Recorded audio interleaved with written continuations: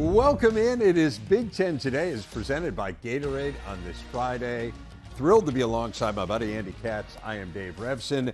Let's cut right to the chase. We have some great hoops coming up this weekend. And everyone should take note, next week, little hiatus, but pretty much every Friday, I will be right here with you. Promise or a threat? Both. Okay. We look forward to having you, in all seriousness. It should be great. Let's get to our big story. As we dive into the action tomorrow, it's just a fabulous day. Illinois goes to Tennessee. Purdue and Toronto to battle Bama. Indiana has Auburn in Atlanta. Wisconsin on the road at number 1 Arizona. We have Ohio State, Penn State here on our air. Rutgers will battle in-state foe Seton Hall. There are 2 conference games on Sunday, Michigan, Iowa, Michigan State, Nebraska. In all, 13 of the 14 Big Ten teams play over the next 2 days. Only Maryland is idle. So we're going to spend the first part of this show going through some of these games, getting people ready for tomorrow. And it should just be a fabulous day. Incredible one in Toronto. And just the mere fact that it's in Toronto, that Zach Edey gets to go home, have a homecoming, play in front of friends and family. Really cool. You've got 2 teams that were number 1 seeds in the tourney a year ago in Alabama and Purdue, although I think it's fair to mention Alabama is not quite at the level that they were a season ago, Andy. Big difference between the two. Purdue was able to keep their players and not get rated in the portal. There was some talk that Braden Smith could go elsewhere. He was not going to do that. There was some, potentially flirting with that from others, not him. Javon Quinterly, the point guard from Alabama, he goes to Memphis. So this is not the same Alabama team. Obviously, they lose Brandon Miller. Their guard play is just not as good as it was a year ago. Advantage Purdue.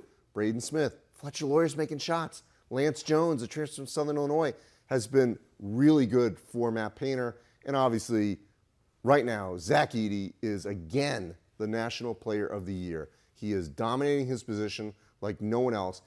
They committed to this game before Edey committed to coming back to Purdue. Now that he's going back there, there's probably some NIL opportunities for him, yes, which he cannot do as much, obviously, as a foreign student in the United States. So this will be great for him back in Canada. But Purdue, I was there last Monday, and the way Purdue played, bouncing back after Friday, really should tell you something about this team, because clearly they could have beaten Northwestern, lose in overtime, and yet the way they showed their resiliency in absolutely dominating Iowa, that's good. That's good news for Purdue. You mentioned Lance Jones. He did not play well against Northwestern. I thought he was great against Iowa. Gave them that dimension really on both ends of the court. He's really good in Honolulu. That he brings, right. Absolutely. No, I mean, it's clear. I think they are a better team than they were a year ago. You look at this matchup, and the thing that where Purdue is just destroying people, and we saw it in the Northwestern game as well. Northwestern was just able to counter it, is on the glass, obviously. Alabama's got 5 players 6'10" or taller. So you do wonder, like, Northwestern's strategy obviously was just to rotate a ton of big guys through, and if they fouled out, they fouled out, and all but one of them did. But Alabama will be able to throw bodies at Zach Edey, but as you said, it feels like it's a little bit of a backcourt mismatch. Well, and also Trey Kaufman-Renn can board. Caleb First, who comes off the bench, he's a major factor. And then even their guards or their big wings, whatever you want to call them, like a Mason Gillis, he can rebound. Ethan Morton, when he comes in, he fills that void. They've got depth. I mean, they legitimately have a second unit that comes off the bench that a lot of those guys would start on other teams. And that's another point that we made during the broadcast the other night. All those guys could have left at some point. And I say that in this era that we're in. Oh, I'm not getting mine. I want to play more. I want to take more shots. They stayed at Purdue. This, to me, I know it's early, this feels a lot like 2019 Virginia. Lose the 16-1 and 18. Pretty much everyone came back. Mm-hmm. A lot of things have to go your way, but then they win the national championship. We'll see. Right. No, don't want to put the cart before the horse, but they're a really good team. I mean, but everyone came back. No doubt. And you look at them and you say this is definitely a team that could do that. Illinois, fresh off a fabulous offensive performance against FAU. It was really something. Again, I think like we felt like Terrence Shannon came back on a little bit of a mission, but to see how much better he has been And then you throw in the game Marcus Damask had. Now, whether or not he can do that on a regular basis, perhaps that's unfair. But this is a really cool test because we know how good Tennessee is defensively with Rick Barnes. And so you get really good offense, and again, Illinois has been good defensively too, but a team that played a great offensive game against an outstanding defensive team in Tennessee. Yeah, I mean, look, we cannot expect 33 from Marcus Damask. Shannon could get you that every game. Absolutely. First of all, how good was Southern Illinois apparently last year? Yeah, I know a couple guys who have become big contributors with Jones and Damask. Yeah. The other thing is defensively against FAU, not as good, but FAU is a really good team. It's the same team that went to the Final Four. Right.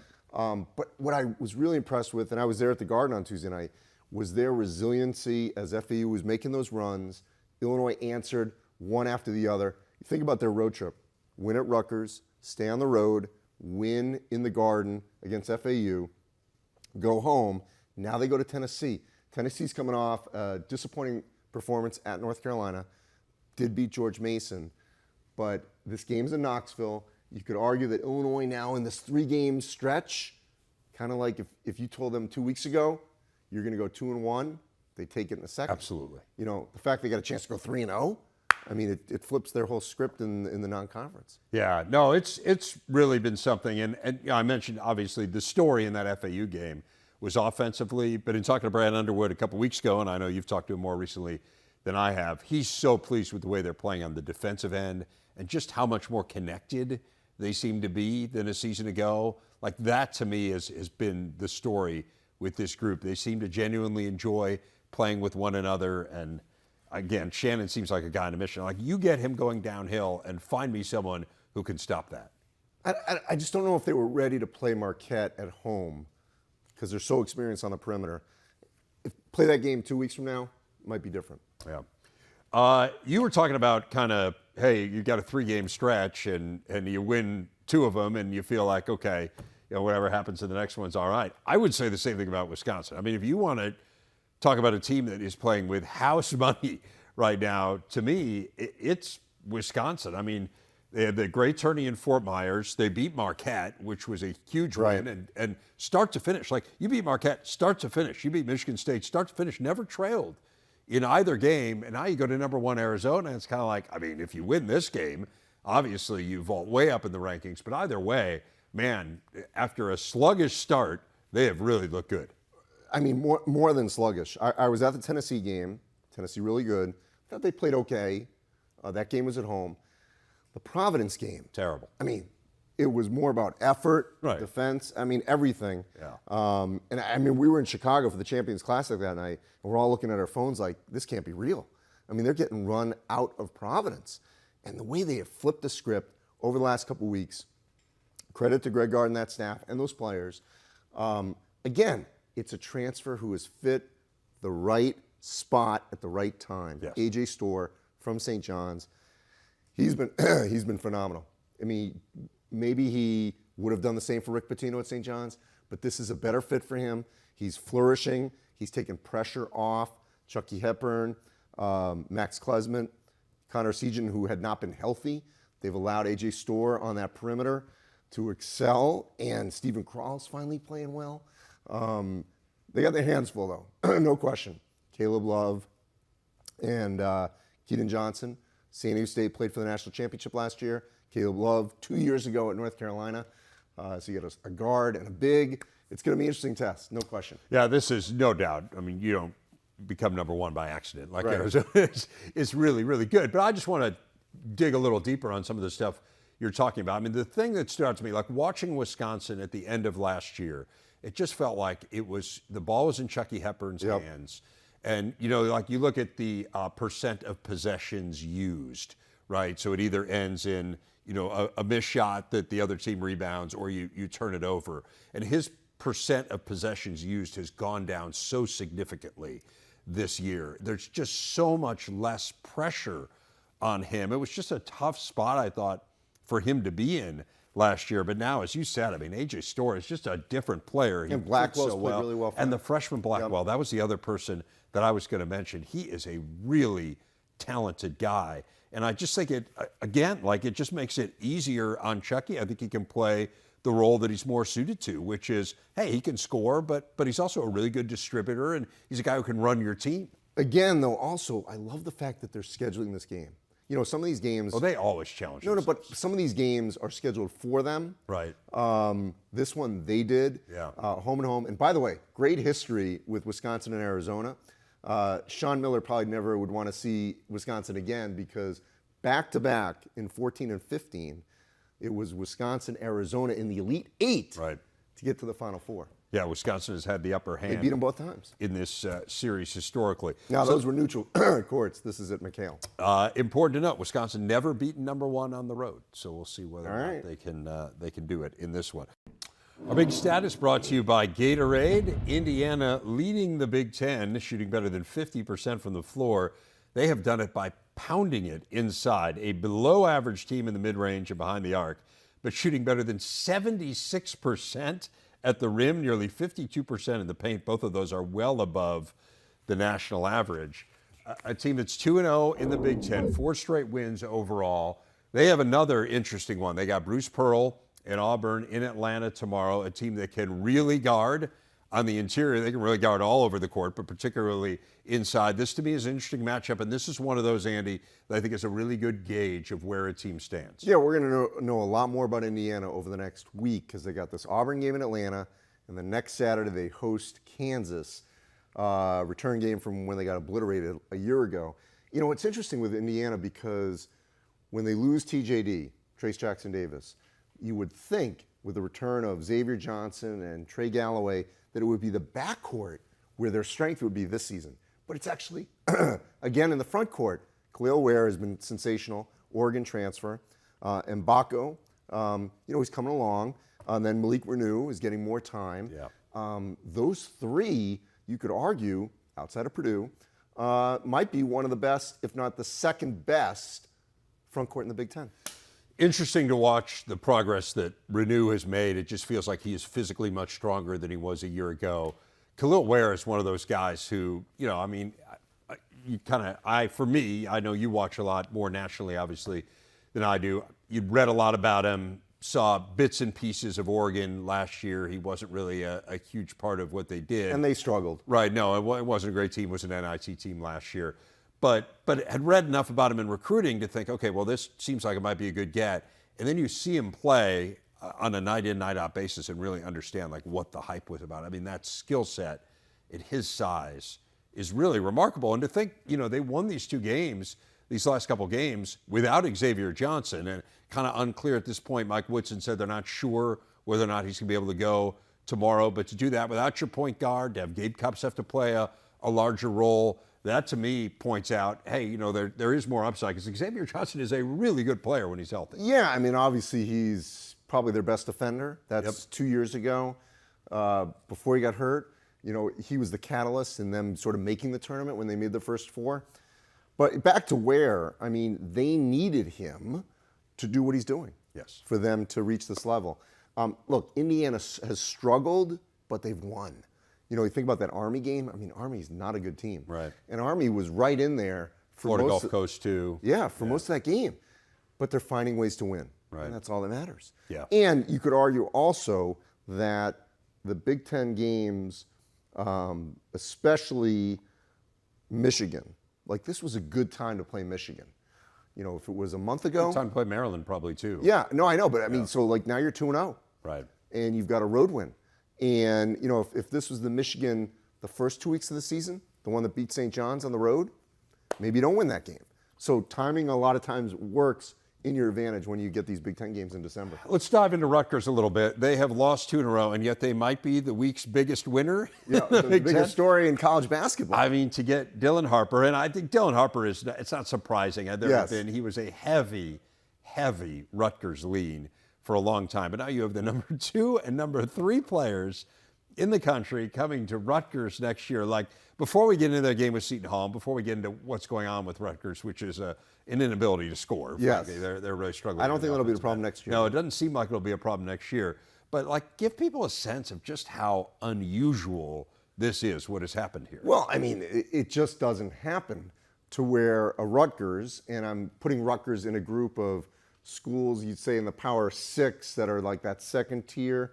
It's akin to if, a Mississippi State or a Washington State or maybe a Cal or something like that. Forest. Yeah, Wake Forest in those leagues got the second best recruiting class in the country. Right. I mean, go on these recruiting websites and you'll see Cooper Flagg 1 for Duke and then 2, 3, Harper and Bailey.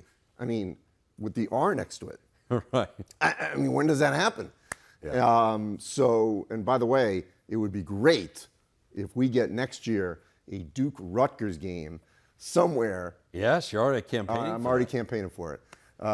Because that would, you'd have 3 one-and-dones right off the bat, maybe 4, maybe 5. So these guys are both, at least on paper, one-and-done players. You think this is 1 year with each guy? Never say for sure, but yes. Right, right. I mean, there is a lot of incentive now to stay in college basketball, Yes, right? It yes. is a different world than it was because of NIL, but it's a huge accomplishment. And what was disappointing for Rutgers was all this news came, and then they got hammered by Wake Yeah, it did not play Forest. well against Wake Forest, and they just, honestly, they are really struggling to score. Like, Yes. you watch them in the half court, and it is just a grind to try to figure out a way to put the ball in the basket. Taking on Seton Hall, this one's at Seton Hall, and again, both fan bases will be well represented in this one. But give us a sense of kind of how you see Rutgers, how you see this matchup. Well, Seton Hall is struggling, and this is a game they could and should win. You could have made the same argument about Wake Forest. I just feel like this Rutgers season went a little sideways with their opener. Clearly Princeton. But Princeton's great. Princeton hasn't lost yet. Really good. Yeah. Undefeated. They're a top 25 type team. But that was a really tough opener for a team that was sort of restocking in Rutgers. Yeah. I just feel like they haven't really recovered since then. Huh. Interesting. This was an ugly game, as you remember last year, 45-43 game. So both these teams are perfectly comfortable grinding it out. Rutgers hasn't won at Seton Hall in 10 years, so we'll see whether they And if I'm not mistaken, this game a year ago came after the controversial loss at Ohio State. I believe you are right on that timing, yes. And The so then game it was that like they 2 really in a should row. have won. Yeah. So there was a steamroll. Saturday, big day on the Big Ten Network. That's tomorrow. We call that tomorrow. 2 men's hoops games, including Ohio State and Penn State. A women's basketball doubleheader, conference play tipping off there. A hockey matchup between the Gophers and Buckeyes. Coverage starts at noon Eastern, only on the Big Ten Network and the Fox Sports app. Let's dive into those 2 hoops games. Penn State and Ohio State. Penn State got absolutely annihilated on the glass by Maryland, and yet nearly won the game. And I think you could argue probably should have won the game. The backcourt's really good. Yeah, no doubt. Yeah. Ohio State, now they get them at home, and this feels to me like, I don't want to say the most improved team in the league because, Wisconsin is a lot better, but Ohio State's certainly in the conversation, and you want to talk good backcourts. Theirs is outstanding. I will echo our colleague, Rafael Davis. I think it's the best backcourt in the Big Ten. Bruce Thornton is probably all Big Ten first team right now. Right. Roddy Gale has stepped up to another level. And Jamison Battle, when he's making shots, coming over from Minnesota. Those 3 guys are going to be extremely difficult for Penn State to deal with. And Ohio State really has flipped the script on what happened at this time a year ago, where they really struggled for a long stretch of the non-conference and into the conference. Right now, I think they're one of the best teams in the Big Ten, the way they're playing. I do too, and we were talking a little bit about this, Rafael and I were, when we were in the studio the other night, just talking about what they've done with the center position. I absolutely love it. It's 2 really different looks with Key and Okpara. They are splitting the minutes almost exactly evenly. He was making the comparison of Zach Edey and Travion Williams a number of years ago at Purdue, and it was a similar thing, right? Because it wasn't 2 guys with similar skill sets. It was 2 guys with very different skill sets, but both of whom can bring something to your team and can help your team. But, to me, I agree with you. Thornton is the straw that stirs the drink. And then Battle, it's not dissimilar from what we were talking about with Chucky Hepburn at Wisconsin, where it's not all on his shoulders. It felt like with Battle last year, particularly when Dawson Garcia got hurt down the stretch, it just felt like there was so much on Jamison Battle at Minnesota. This is also a great time for Ohio State, to play Penn State. Penn State coming off the home loss to Bucknell, this overtime loss to Maryland on the road. They didn't play well down in Orlando. So if you're Ohio State, chance to go 2-0 in the Big Ten before Christmas, take advantage of it. Started 4-0, now 5 straight losses for them. We were talking about Jamison Battle. Can we talk about the team that he left behind? Minnesota, that was really something. Without Dawson Garcia. Dawson Garcia goes down literally in the first couple minutes of the game. He played 7 minutes. He did not score. Right. One game removed from scoring 36 points against Ohio State. And to say they responded, I mean, their second half, 52 points they scored in the second half. And you're starting to see, and Ben Johnson, I had one of their games last year, actually a game against Michigan where Dawson Garcia got hurt. And he was saying to me, like, Pharrell Payne is going to be a monster in this league. Joshua Ola-Joseph is going to be a really good player. And, you know, it was kind of honestly, like, Pharrell Payne certainly physically looked the part.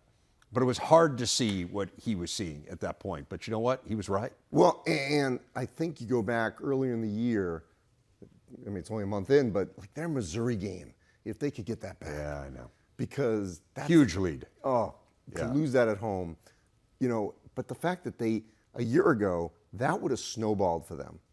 Maybe 2 years ago as well, like 2, 3, 4, 5 losses after losing a heartbreaker like that, a game that you should win. And I thought this showed great resiliency out of this Gopher team to beat a Nebraska team that was coming off a very disappointing performance against Creighton and was ripe to be beaten, and Minnesota took care of them. Minnesota is going to beat teams, especially at the Barn, this year. I mean, they didn't play as well, you would argue, against Ohio State, battle situation. Although the second half, they really played well, right? Did. Garcia was great in the second half. I mean, it looked like it was just going to be a total blowout. Could be a 40-point game in the first half, and then they made a game of it in the second half, put a little bit of But this is the kind of game, like, you got to win these games. Yep. Against Gulf Coast. Right. Pat Chambers. Yeah. Back in the Big Ten. Right. Going through the league. The Big Ten all over the latest USCHO rankings. Notre Dame, Penn State, Michigan are in the top 20. Minnesota, Michigan State, and Wisconsin all in the top 10, with the Badgers leading the way. They are 6th in the country under first-year head coach Mike Hastings. Speaking of which, he is our big interview today. Coach, you were picked 5th in the preseason poll in the Big Ten. You currently stand 2nd in the Big Ten standings. You were as high as number 1 in the country earlier this year. First time Wisconsin had done that in 17 years. How does the way that this team has played to this point compare with your expectations? Well, you never know when you're getting into a new situation, a new opportunity, and our guys have been great. From day one, we came in this summer, and the guys bought in immediately. We really relied on some of the young men that were here previously. And then, obviously, we had some transfers come in that we were related to a little bit that were at MSU before being here at Wisconsin, and allowed us to get off to a good start. Yeah, you mentioned MSU. That is Minnesota State, not Michigan State. That's where you were prior to coming to Madison. And you really had it rolling there, Coach. You made a couple Frozen Fours in a row. What made this move to Wisconsin appealing to you? Well, you know what? I worked for a guy in the Big Ten a while ago, Don Lucia. And when I was with him, he said, hey, just a little tidbit for you moving on as you stay in this business. If you do, we've all got a shelf life of about 10 years, and then they get tired of your stick, no matter how well or how bad you're doing. So, you know what? It had been 11 great years at MSU, but I grew up in an era of watching a lot of the old WCHA, the Minnesota, the North Dakota, the Wisconsin. And so I was privy to some pretty unique runs that the University of Wisconsin had in its past. And so I've always had a lot of respect for the University of Wisconsin, their hockey program, their university. And when Chris McIntosh, our AD, drove out and sat down with my wife and myself and presented the opportunity, it was one that I couldn't pass up. I want to talk about your turnaround at Minnesota State, because that was awfully impressive, too. They had 2 20-win seasons all time before you showed up. You won 20 all 11 years that you were there. So how would you compare kind of what you were facing when you got to Minnesota State with what you were facing when you came to Madison? Well, one thing I benefited from really in both spots, I walked into a chair that had athletes that were excited about what was going to move forward. And not only were they good human beings, they were really good hockey players. And so that gave us a start. I've learned I'm a heck of a lot better coach if I've got a great goaltender, a power play defenseman, and I've got a group of forwards that don't mind getting after it. In both spots, I was fortunate to walk into some benefit from what the previous staffs had left. And when you have that buy-in, when you're starting lower down the rankings or lowering down the standings, young people want to be successful. They want some direction. That's really all that we've provided here. It's the same thing at when I was at Minnesota State. And it gave us an opportunity there, as it has here, to get off to a good start, because coaches go nowhere without their players. They're the most important piece of this. And I walked into a good spot here at the University of Wisconsin. You mentioned Coach Lucia and some connections that you have to the Minnesota program. Again, you grew up in Minnesota, went to St. Cloud State. Bob Motzko was an assistant there for a year when you were there, and you spent a year, I know, on the Minnesota staff as well. So it feels like there are lots of connections here to the state of Minnesota and to Minnesota hockey, kind of above and beyond the time you spent at Minnesota State. All of that is a preface to saying, is it weird to be the coach at Wisconsin for someone with so many ties to the state of Minnesota? Well, you know what? I'll put it this way. When this started, I grew up 23 miles from watching the University of North Dakota play. And so I had that question when I went to the University of Minnesota. But not so much. I've always had, and this is a little bit of a confessional, that in the back of my mind, the University of Wisconsin, I think, is one of the premier programs in all of college hockey. And I've watched it from afar, and now being immersed in it and having an opportunity to be in this chair, I feel very fortunate, because I still believe that. And I think there's a lot of things that can get done here that we're trying to chase some past, some history. Because there's been a lot of people that have come before me that have done some very special things here, and that's all we're trying to do here at the University of Wisconsin. Coach, I mentioned you went to St. Cloud State, and you played there, and Herb Brooks was the coach there for a year, and this is after the Miracle on Ice. I mean, Herb Brooks, like anyone who knew anything about hockey knew Herb Brooks, and obviously you were, as you say, kind of immersed in hockey culture, so I can only imagine, what was that like to have Herb Brooks as your coach, even for just a year? Well, there's a couple pieces to that. It was a little bit of old school. I will tell you, I was fortunate to work with John Harrington at MSU. He was the women's coach, still is. And now I'm fortunate to work with a legend here at the University of Wisconsin, and Mark Johnson, that were a part of that team. Right. And so when we all watched the movie Miracle, we asked some questions. John and I both playing for Herb, him and obviously a different stage than myself. Herb was demanding, but if there's one thing I took in my experience for playing for him, was the feeling I didn't want to disappoint him. And that's something that I've taken in my coaching career, and hopefully we're treating our players and our athletes in the manner that they look at it as, first and foremost, they don't want to disappoint their family. Second, they don't want to disappoint their peer group.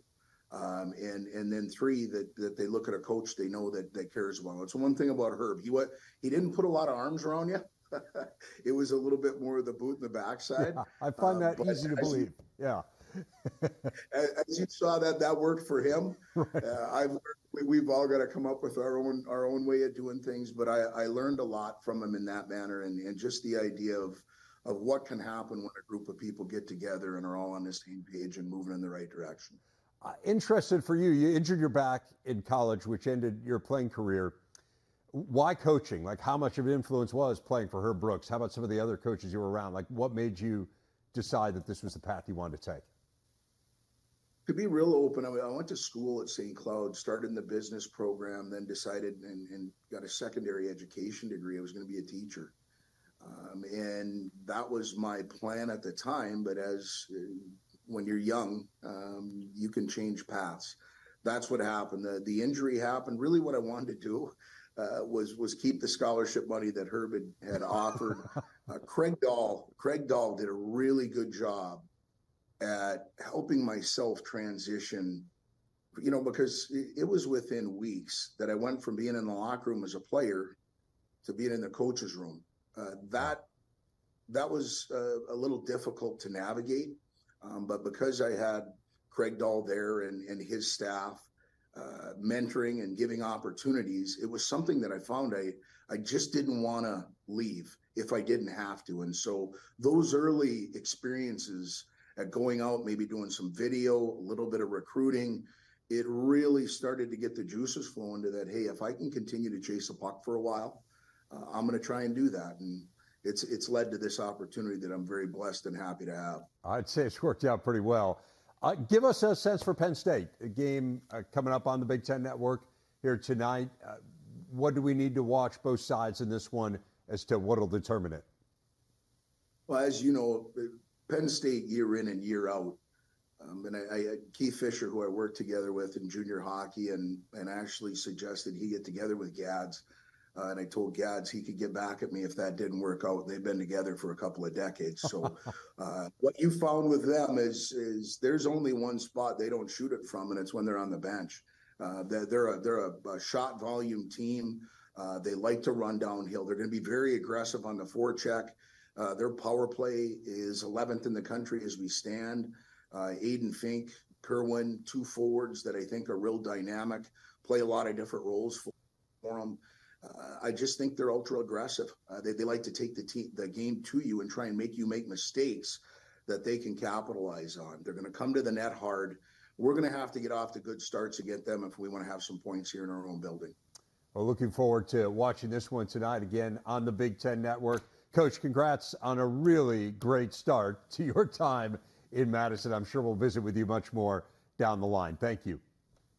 Thanks for having me on.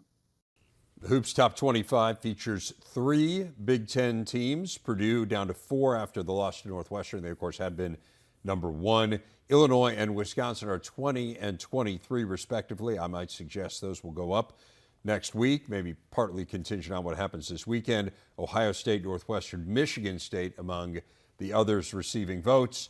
No one loves talking the tourney more than Katsy. First of all, Yeah. I thought Ohio State should have been ranked, and you could have made a strong case for Northwestern.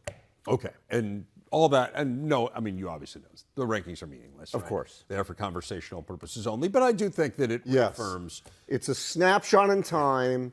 What did you do this last week?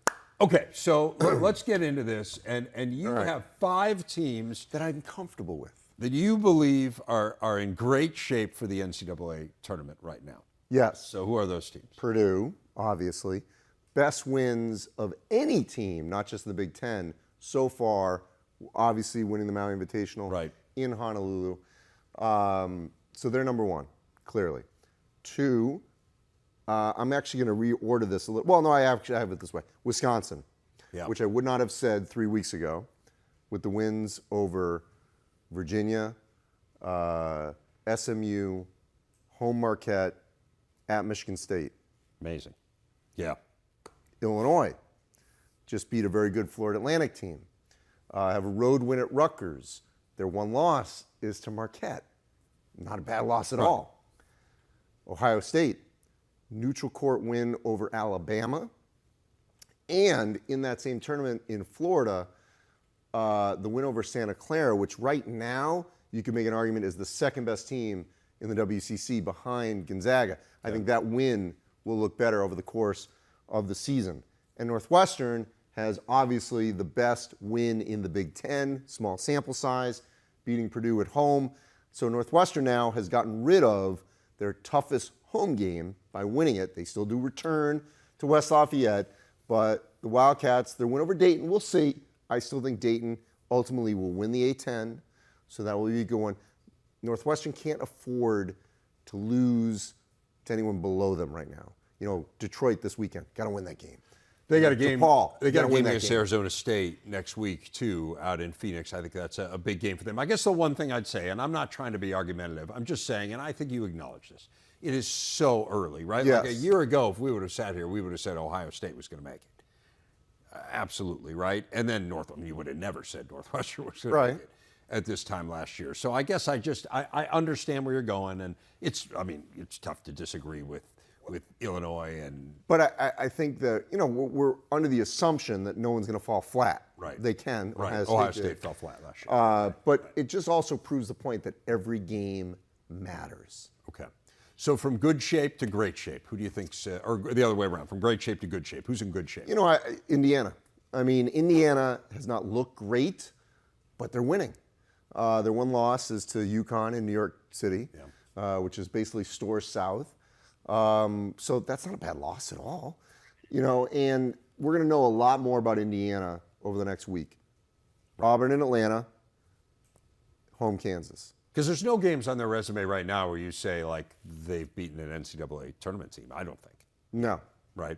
But if you split those two. Maybe Maryland rallies. Right, but if you split those two, or if you get two, because the Kansas game at home, that's a game changer. Right.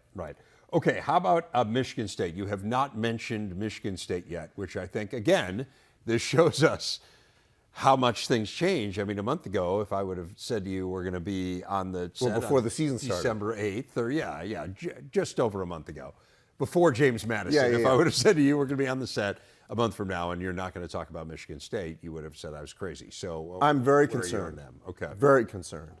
Offensively, they have not improved. They're relying heavily on Tyson Walker. We'll see when Kohler comes back if that helps them inside. But they got to win some games. Right. I mean, they've had so many opportunities. Their biggest opportunity remaining is against Baylor in Detroit. Yeah. They desperately need that game. Also, they can't afford to lose a game like Oakland. Oakland, out of the Horizon League, is a pretty good team. Right. Gave Illinois fits. They did. Yeah. That game also in Detroit, but that's the kind of game that can be trouble. Yeah, it's pretty interesting because if you don't beat Baylor, you really have no non-conference wins to speak Right. of at all.